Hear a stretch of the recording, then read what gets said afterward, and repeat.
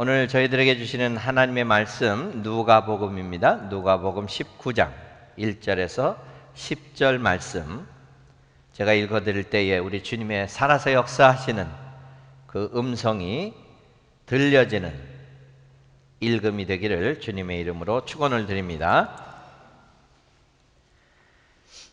예수께서 여리고로 들어가 지나가시더라. 삭개오라 이름하는 자가 있으니 세리장이요 또한 부자라.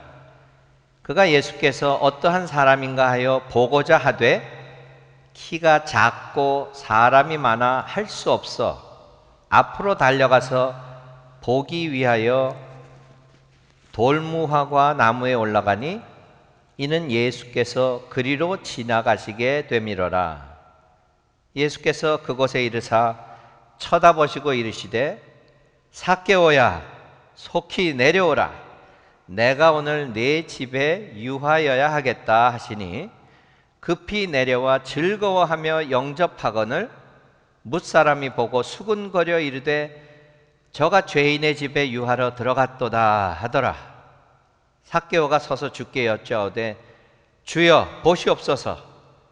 내 소유의 절반을 가난한 자들에게 주겠사오며 만일 누구의 것을 속여 빼앗은 일이 있으면 내 갑절이나 갚겠나이다.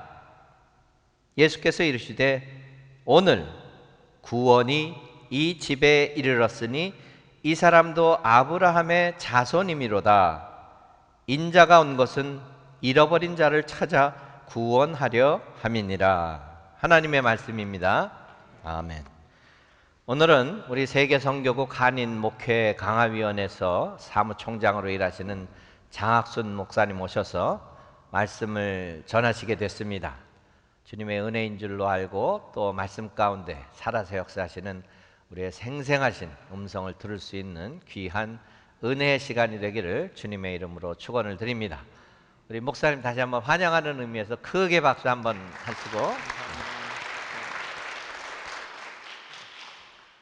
다 함께 기도하시겠습니다. 하나님 감사합니다. 저희들이 하나님의 말씀을 앞에 놓고 주 앞에 다시 나옵니다. 이 시간 하나님의 말씀과 저희 영혼이 만나서 저희 영혼이 깨어지며 깨달음을 얻는 귀한 시간이 되게 하여 주시옵소서. 부족한 종의 입술에서 증거되는 말씀 가운데 인간적인 것은 가리우시고 오직 주의 뜻만 드러나게 하옵소서. 예수 그리스도 이름 받들어 기도드리옵나이다. 아멘.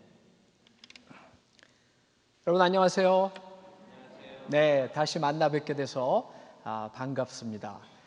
오늘 참 저는 기분이 좋습니다. 특별히 어제 우리 안 목사님 댁에 큰 경사가 있었고 다시 한번 축하드립니다. 뿐만 아니라 저는 사실 이 더위를 굉장히 싫어합니다. 그런데 이제 가을이 돼서 이제 초가을이라고 할 수 있을 것 같아요. 선선한 바람이 부는 그런 시절이 다시 왔습니다. 참 신기하지 않아요, 여러분? 아무리 여름이 더워도 8월 중순 말 그리고 9월 초가 되면 이렇게 항상 선선해집니다. 하나님께서 창조하신 그 창조의 섭리대로 자연은 우리에게 그 순리에 따라서 살라고 하는 그런 메시지를 전하고 있는 것 같습니다. 살다 보면 주위에 소위 말하는 성공한 사람들을 여러 보게 됩니다. 뭐 하나 부족한 것 없고 부러울 것도 없어 보이는 사람들입니다. 보통 경제적으로 부유하고 주위의 평판도 괜찮고 보기에도 행복하게 살아갑니다. 그런데 우리가 여기서 하나 꼭 기억해야 할 것은 바로 보이는 것이 다가 아니다라는 것입니다. 겉으로는 부족함이 없어 보여도 사람은 누구나 외롭고 힘든 삶을 살아갑니다. 우리도 보통 성공한 사람이 되기 위해 노력하고 부를 쌓고 명예를 추구하는 일을 하며 살아갑니다. 그리고 어느 정도 이루었습니다. 그러나 여러분, 물질적인 것의 축적 자체는 당장은 우리를 신나게 하고 편리하게 해줄지는 몰라도 공허하고 무의미한 삶으로부터 우리를 구원해 주지 않습니다. 여러분, 저는 취미가 하나 있는데 이렇게 전자기기를 이렇게 사고 만지고 작동하고 하는 것을 굉장히 좋아합니다. 그래서 이제 새로운 아이폰이 나왔다든가 아이패드가 나왔다든가 이러면은 새벽에 나가서 줄을 서서 몇 시간 기다리다가 이렇게 사곤 합니다. 그런데 여러분, 정말 기다리던 어떤 제품이 나오면 얼마나 기쁜지 몰라요. 그것을 손에 넣었을 때 정말 이 세상을 다 가진 것 같은 그런 기쁨이 있습니다. 그런데 제가 아무리 기다리던, 그리고 아무리 큰 만족과 기쁨을 저에게 준 어떤 프로덕트라도 시간이 지나면요, 그 물질을 가졌을 때의 그 기쁨은 천천히 사라져가고 시들어져 가는 것을 느끼게 됩니다. 저는 뉴욕에 삽니다. 이제 브롱스에 사는데 뉴욕에 사는 많은 사람들이 그렇듯이 자동차를 가지기가 굉장히 어려워요. 그래서 사실은 작년까지 한 6년 동안 자동차가 없이 살았습니다. 그래서 그냥 이 대중교통을 이용하고, 또 뉴저지에 올 일 있으면 목사님께도 부탁하고 등등 해서 좀 민폐를 끼치면서 살았는데, 이제 작년 11월에는 더 이상 안 되겠다. 그래서 이제 자동차를 하나 마련했습니다. 근데 자동차를 한 6년 안 타다가 마련하니까 얼마나 기쁜지 몰라요. 가고 싶은데 다 갈 수 있고, 또 심심하면 나가서 이렇게 드라이브도 하면서 스트레스도 풀고. 그런데 여러분, 그렇게 제게 그 기쁨을 줬던 그 자동차도요, 일주일 지나고 2주일 지나고 한 달, 2달, 3달 지나고 나니까 그냥 자동차예요. 이렇듯 우리 인생에 있어서 이 물질적인 것은 당장은 우리를 기쁘게 하고 어떤 편리를 가져다 주지만 영속적인 기쁨과 행복을, 그리고 삶의 의미를 가져다 주지 못합니다.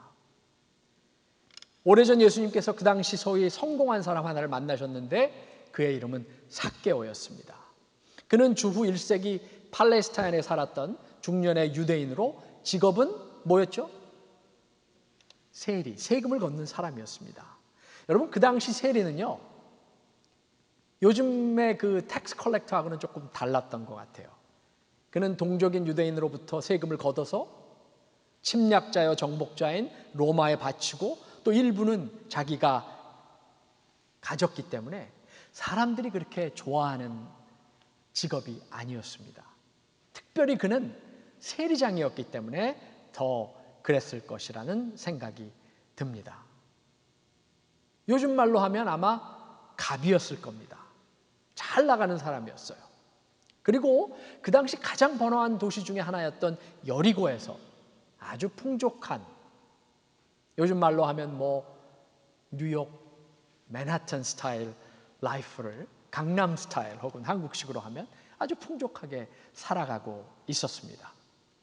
하지만 그는 외로웠고 방황했으며 친구도 없었습니다.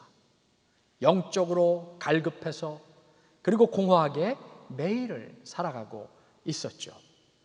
겉으로는 멀쩡해 보이지만 나날이 속은 답답하고 시들어 갑니다.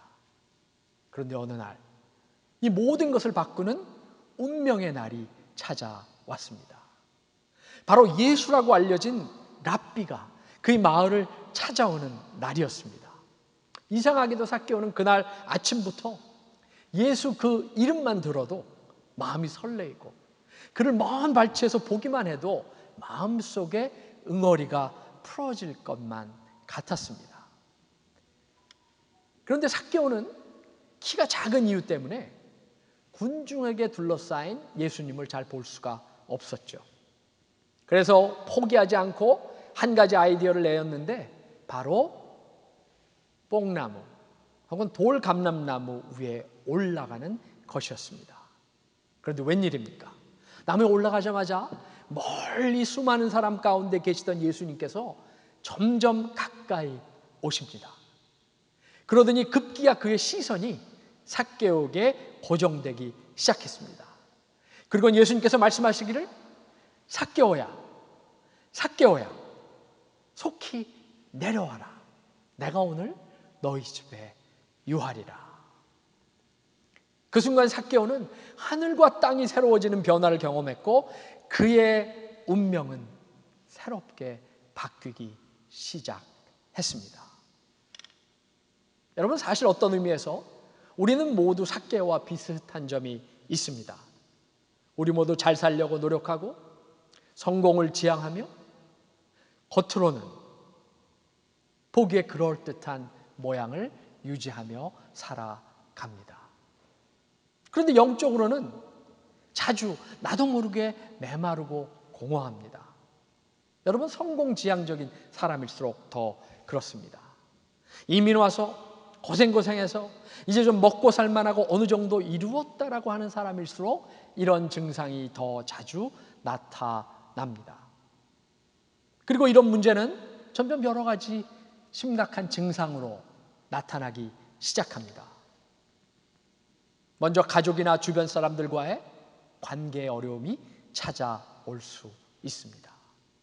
그리고 불면증, 우울증, 고혈압, 공황장애 같은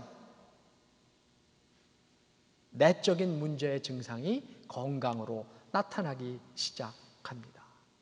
여러분, 저는 그렇게 나이가 많이 들지 않았지만 나이가 든다고 하는 것은 그렇게 쉬운 일만은 아닌 것 같습니다.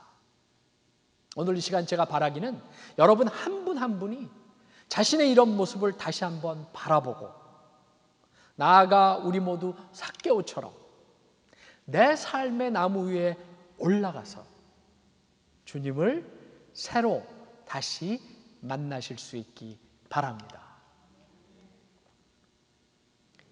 먼저 삭개오를 보며 알 수 있는 사실이 하나 있는데 그것은 바로 믿음의 성장이란 우리 마음속에 주님을 사모하는 순수한 바람, 즉 갈망이 있을 때 시작된다는 것입니다. 작더라도 우리 안에 순수하고 단순한 주님을 향한 열망이 있어야 될 줄로 믿습니다. 여러분, 삭개오가 밖으로 나아가서 나무 위에 올라간 것도 이런 바람이 없었으면 불가능했을 것입니다. 그리고 그 바람은 고백입니다. 주님 저 아시죠? 제 삶에 지금 정말 주님이 필요합니다. 지금 제가 가진 이 문제는 제 힘만으로는 도저히 해결할 수가 없습니다. 주님 앞에 이 문제를 내려놓습니다. 제 삶에 찾아와 주세요. 오늘 이 아침 주님을 향해 목마른 사슴이 시냇물을 찾는 것과 같은 그런 영적 갈망과 열정이 여러분 가운데 샘솟기를 축원합니다. 사실 삭개오는 부자였고 성공한 사람이었지만 몇 가지 문제를 가지고 있었습니다. 작은 키는 그 중에 하나였던 것 같습니다. 아마 키가 작은 것은 예나 지금이나 그리 좋은 조건은 되지 못했던 것 같습니다. 여러분, 제가 80년도 초에 한국에서 대학을 다닐 때 이 남학생과 여학생이 그룹으로 만나서 데이트하는 미팅이라는 것이 있었습니다. 요즘은 없어졌대요. 여러분 혹시 기억하세요? 네네. 뭐 우리 미국식으로 얘기하면 그룹 블라인드 데이트 뭐 이렇게 얘기할 수 있겠죠. 그런데 당시에 이제 여학생 한 개 쭉 나오고 남학생 쭉 나와서 이렇게 이제 만나서 또 짝을 지어서 데이트를 하고 난 다음에 그 여학생에게 그 만난 남자가 어땠느냐 물어보면 그 남자를 평가하는 기준이 당시에 4가지였습니다. 그런데 그 4가지가 다 키를 중심으로 한 평가였어요. 제일 최상의 평가는 뭐였을까요? 키도 크다. 다른 조건 다 괜찮은데 키까지 커. 그 다음은요? 키만 작다. 다른 조건 다 좋은데 아쉽게도 키가 작아. 그 다음에는요, 키만 크다. 다른 조건 다 안 좋은데 그래도 키는 괜찮아. 제일 마지막은 뭐였을까요? 키도 작다. 그러면 그냥 더 이상.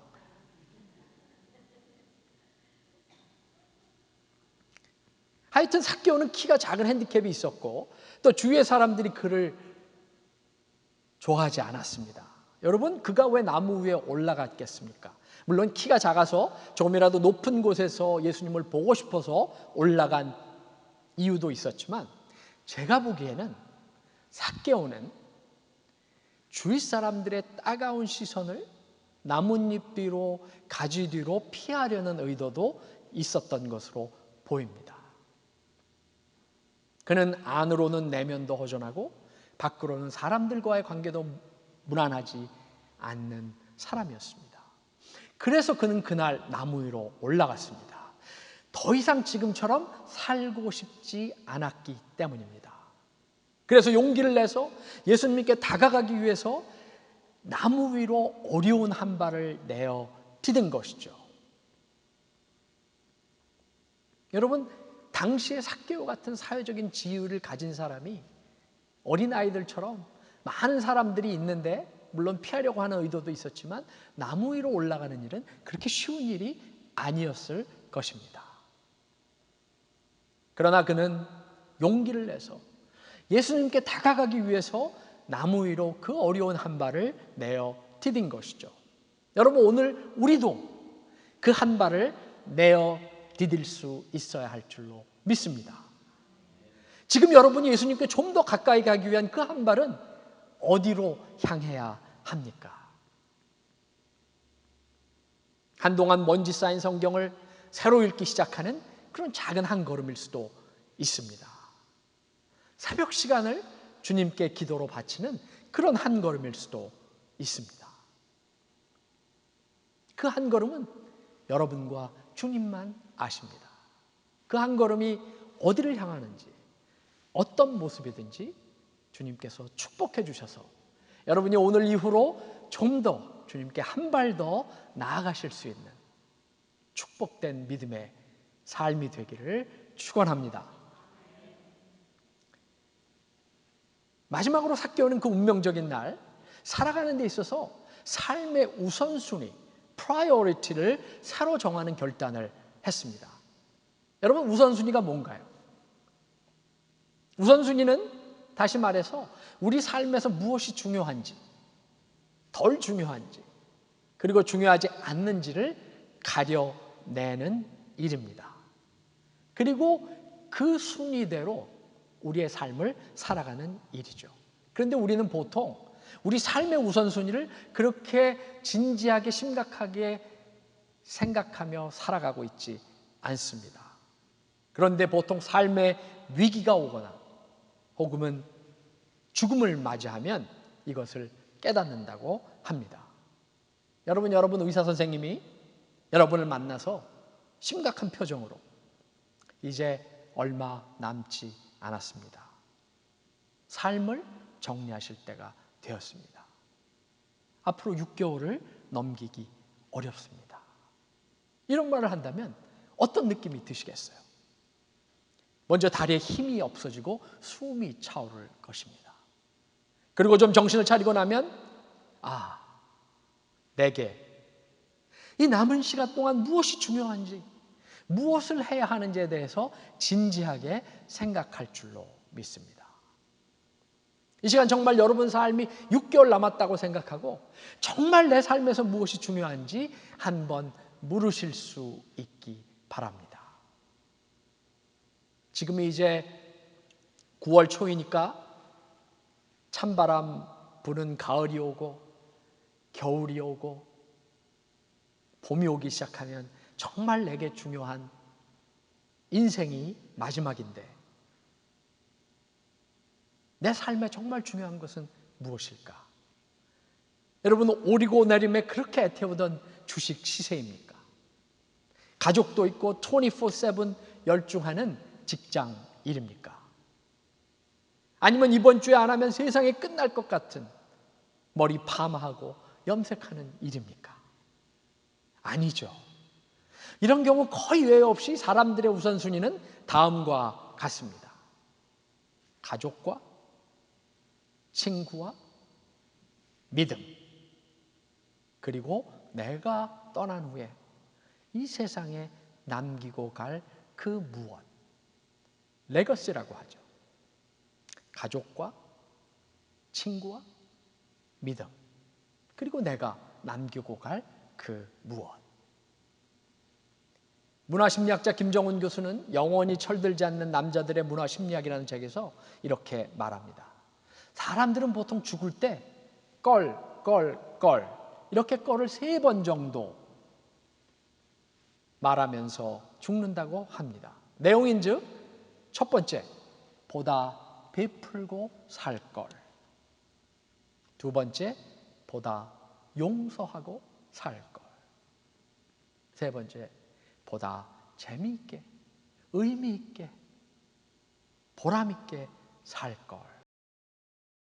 여러분, 첫 번째로 보다 베풀고 살 걸은 이렇게 다 놓고 갈 걸 왜 그토록 모으는데 길을 쓰며 인색하게 살았을까 하는 후회입니다.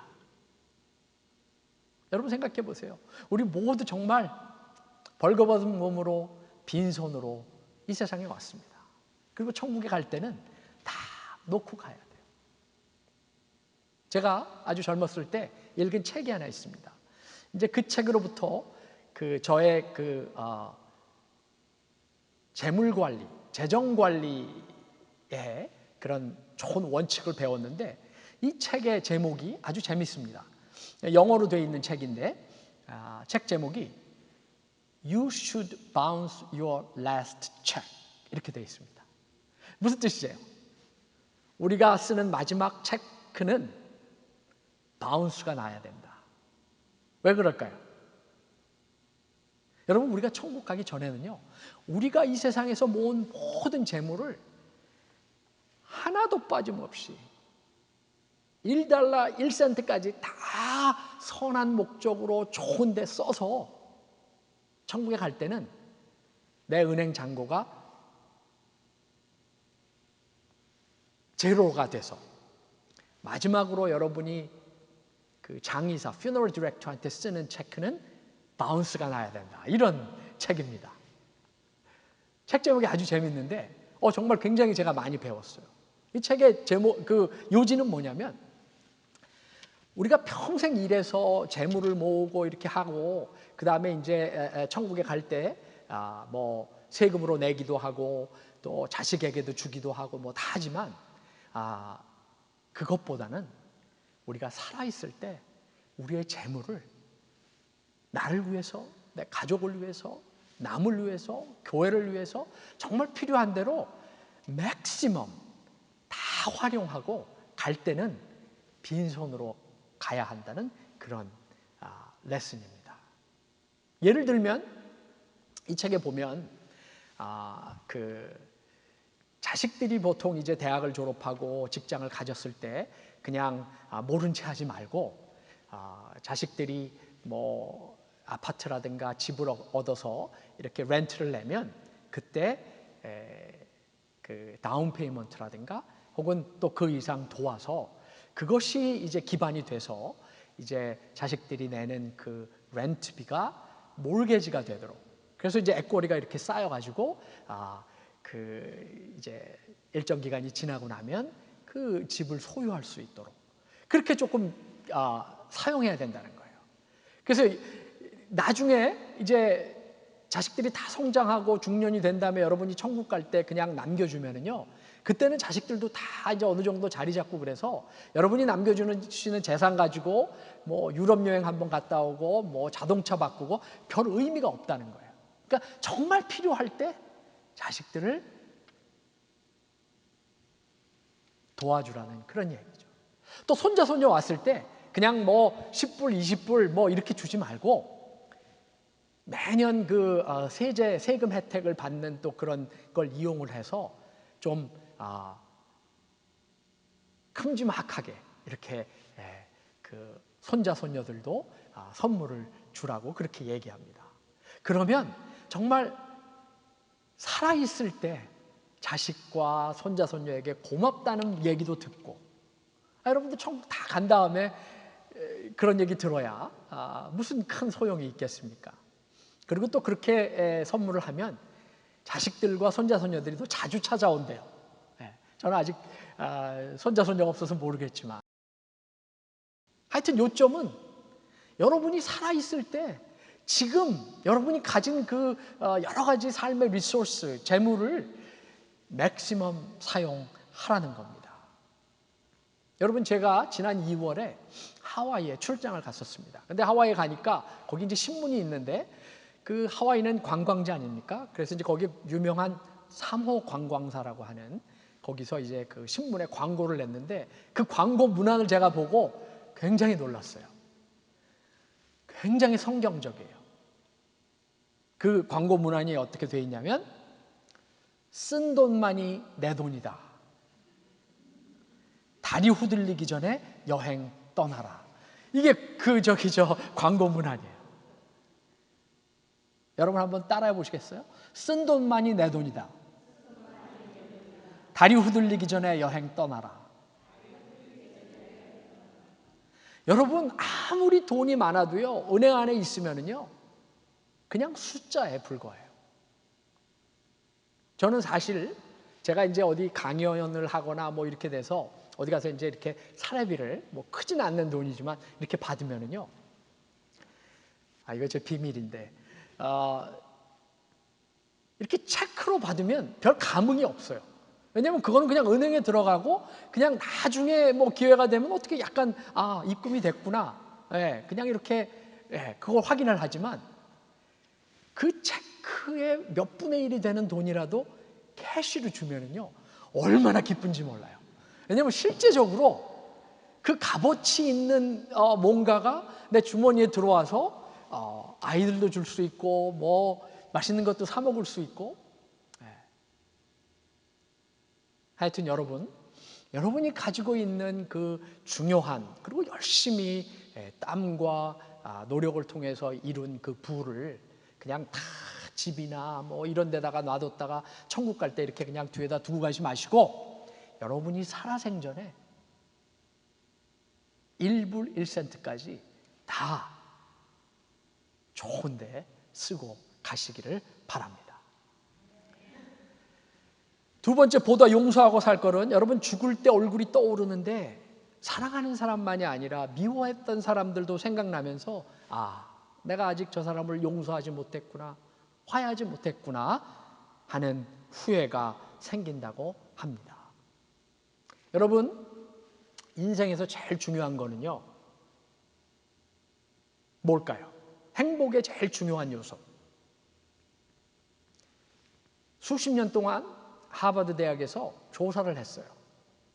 하버드 법과대학의 졸업생들 한 200명하고, 그 다음에 이제 보스턴에 가면 그 조금 서민들이 사는 지역인 사우스 보스턴이라고 있습니다.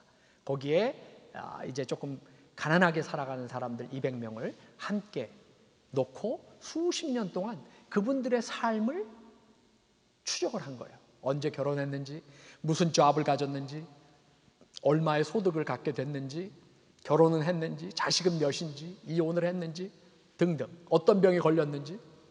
그래서 나중에 사람의 행복을 좌우하는 가장 중요한 요소가 무엇일까?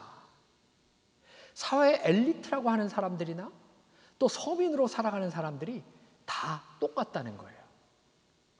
건강일까요? 재물일까요? 돈? 직업일까요? 명예일까요? 여러분, 놀랍게도 사람의 행복을 좌우하는 가장 중요한 요소는 인간관계였다는 거예요. 주위 사람들과 어떤 관계를 가지느냐에 따라서 그것이 사람의 행복을 좌우하는 가장 큰 요소였다는 것입니다. 여러분들이 나이가 얼마나 드셨는지 모르지만 다 다른데, 여러분이 지금부터 여생, 남은 인생을 행복하게 살아가실 수 있는 비결이 있습니다. 뭘까요? 여러분이 가지고 있는 관계를 그것이 배우자건 자식이건 친구건 동료건 좋은 관계를 가지고 살아가시면 행복이 찾아올 줄로 믿습니다. 그리고 이제 또 하나의 교훈은 뭐냐면 행복은 행복한 사람 옆으로 가야 찾아진대요. 여러분이 어떤 사역하는 마음으로 정말 남을 돕는 마음으로 어렵고 힘들고 불우해하는 사람을 가서 도울 수는 있겠으나 여러분 행복은 전염성이 있어서 행복하고 싶으면 행복한 사람 옆으로 가까이 가야 한다고 합니다. 세 번째, 보다 재미있게 의미 있게 살 거는 왜 그렇게 먹고 살게만 급급해서 정말 내가 관심 있고 열정 있는 일과 의미를 추구하지 못했나 하는 데 대한 후회입니다. 여러분 사람이 보통 한 40대까지는요. 내 인생에서 이거 한번 해보고 싶다. 그러면 한 번 더 기회가 온대요. 그런데 50이 넘어가기 시작하면 생각날 때 하지 않으면 평생 이 생에서 다시 할 수 있는 기회가 없다고 합니다. 그래서 여러분 정말 열정을 가졌던 일, 정말 소중하게 생각했던 그 어떤 것이 있을 거 아니에요. 그것이 뭐 그림 그리는 일이든 그것이 남을 돕는 일이든 어린아이를 돌보는 일이든 하여튼 어떤 그런 그 가치 있고 흥미롭고 열정이 생기는 일이 있는데 여러분 그 일들을 추구하면서 살라는 그런 가르침입니다. 여러분 삭개오는 그날 삶의 마지막 갈림길에서 후회하지 않도록 예수님을 만나서 삶의 우선순위를 또한 새로이 정했습니다. 어떻게 할 수 있죠? 오늘 성경에 보니까 그는 바로 그 우선순위에 따라서 결단과 행동을 보였습니다. 성경에서 보듯이 그가 세리로서 취한 물질과 돈을 다시 돌려주기로 결단을 했습니다. 자기가 가진 모든 재산의 반을 가난한 사람들에게 주겠으며 내가 부정하게 취한 것이 있으면 4배로 갚겠다고 이야기합니다. 이 4배로 갚겠다고 하는 것은 삭개오 자신의 어떤 창작물이 아니라 율법에 그렇게 되어 있습니다. 남의 물건을 부정하게 취한 것이 있으면 4배로 갚아라. 율법에 따라서 하나님의 말씀에 따라서 이제부터 선하게 살아가겠다고 하는 결단인 거죠. 여러분 우리 감리교회 창시자인 요한 웨슬리는 이렇게 말했습니다. 진정한 거듭남이란 중생이란 한 사람의 지갑이 거듭날 때 이루어진다. 우리가 아무리 거듭났다, 구원받았다, 중생의 체험을 했다 해도 우리가 그것을 우리의 지갑으로, 우리의 물질로 실행에 옮기지 않으면 그것은 다 이루어지지 않았다라는 말입니다. 여러분 예수님께서 말씀하신 것처럼 우리의 물질이 있는 곳에 우리의 마음이 있습니다. 그리고 그 반대, 즉 우리의 마음이 있는 곳에 또한 우리의 물질이 있습니다. 이 말은 다시 말하면 우리들이 매월 받아보는 크레딧 카드 명세서와 뱅크 스테이트먼트를 보면 정말 거기에는 내가 진정으로 소중하게 여기는 것이 무엇인지 내 삶의 우선순위가 잘 나타나 있다는 말입니다. 내가 말로 무엇이 중요하다고 하는 그 목록이 아니라 정말 내 삶에서 실천하고 있는 내 마음이 가 있는 그 목록이 나타나 있다는 말입니다. 최근에 제가 애플사에서 나온 그 아이폰에 연동되는 애플 카드라는 걸 만들었어요. 굉장히 쉽습니다. 그냥 애플폰 가지고 계신 분들은 그냥 거기다가 몇 개 인포메이션만 입력하면 크레딧 카드가 하나 생겨요. 근데 이 카드는 번호가 없어요. 그리고 본래 카드가 디지털 카드입니다. 그리고 이제 실제적으로 카드도 하나 보내오는데 그거는 그냥 엑스트라로 이제 그 디지털 카드를 사용할 수 없을 때 사용하는 그런 카드예요.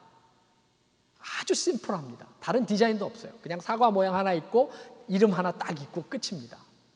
그리고 이제 재질은 타이타늄이라는 걸로 되어 있어서 좀 무게가 나가는데 그게 방탄이래요. 그래서 그거를 여기다 이렇게 하고 있으면 총알이 와도 뚫지를 못한대요. 하여튼 제가 보통 다른 크레딧 카드는 이제 한 달 정도 지난 다음에 스테이트먼트가 오면 이렇게 찾아보고 뭐 이렇게 했는데 이 카드의 특징은 뭐냐면 내가 사용하면 바로 동시에 얼마를 뭐에 썼는지가 나타나고 또 캐시백이 얼마인지 거기 이렇게 탁탁 붙습니다. 그래서 금방금방 제가 어디다가 이것을 사용했는지 알 수 있어요. 그러면서 느끼는 게 한 달 지난 다음에 이렇게 생각하는 게 아니라 매 순간 내가 어디에 어떻게 내 물질을 사용하면서 살고 있는지에 대해서 정확하게 가르쳐주는 그런 카드입니다. 때로는 상당히 저를 불편하게 해요. 한 달에 한 번 보면 마음이 편할 텐데 여러분 우리의 이 책북이나 크레딧 카드 명세서는요 단순한 재정 문서가 아닙니다. 이거는 우리의 삶의 고백이 담긴 신앙 고백서입니다. 우리의 영혼이 화장길을 걷어낸 민낯이 정난하게 드러난 우리의 신앙 고백서인 것이죠. 여러분 오늘 집에 돌아가시면 지난달 혹은 지난 1년 크레딧 카드 명세서와 책북을 한번 꺼내 보시기 바랍니다. 요즘은 뭐 그냥 컴퓨터 치면 다 나오죠. 여러분 자세히 들여다보면 거기에는 여러분이 정말 소중하게 여기는 것들의 목록이 자세히 나열되어 있을 것입니다. 저도 가끔 하는데 할 때마다 하기 싫습니다. 왜냐하면 거기에는 너무나 자주 내가 평소에 중요하다고 생각하는 것과는 거리가 먼 목록들이 있기 때문입니다. 뿐만 아니라 제가 이렇게 교회 와서 가르치는 설교하고 가르치는 내용과도 한참 거리가 있는 그런 목록들이 거기에 들어가 있기 때문입니다. 여러분, 저와 여러분이 함께 끊임없이 새로 예수님을 다시 만나서 우리의 삶의 우선순위를 바로 세울 수 있기 바랍니다. 삭개오처럼 예수 그리스도만 정중앙에 놓고 마치 바울 사도의 고백처럼 내가 그리스도를 알기 전에 얻었던 모든 것을 배설물로 여기노라 고백할 수 있는 저와 여러분이 되기를 바랍니다. 그렇게 하면 예수님께서 오늘 본문에서 삭개오에게 들려주신 그 말씀이 여러분 삶에 그리고 여러분 가정 위에 임할 줄로 믿습니다. 그 말씀은 오늘 구원이 이 집에 이르렀다. 그리고 이 사람도 하나님의 자녀가 되었다. 함께 기도하시겠습니다. 하나님 감사합니다. 오늘 이 시간 삭개오의 삶을 통해서 저희들의 삶을 또한 돌아보았습니다. 주님, 저희들도 우리 삶의 나무 위에 올라가서 그 한 발자국을 내어디뎌서 주님을 새로 만날 수 있는 저희들 되게 하여 주시옵소서.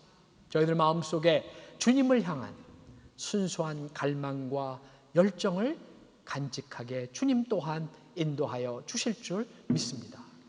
그리고 저희가 살아가면서 정말 주님만을 우리 삶의 정중앙에 놓고 삶의 우선순위를 매기고 그것에 따라서 살아가는 저희들 되게 하여 주실 줄 믿사오며 예수 그리스도 이름 받들어 기도드리옵나이다. 아멘.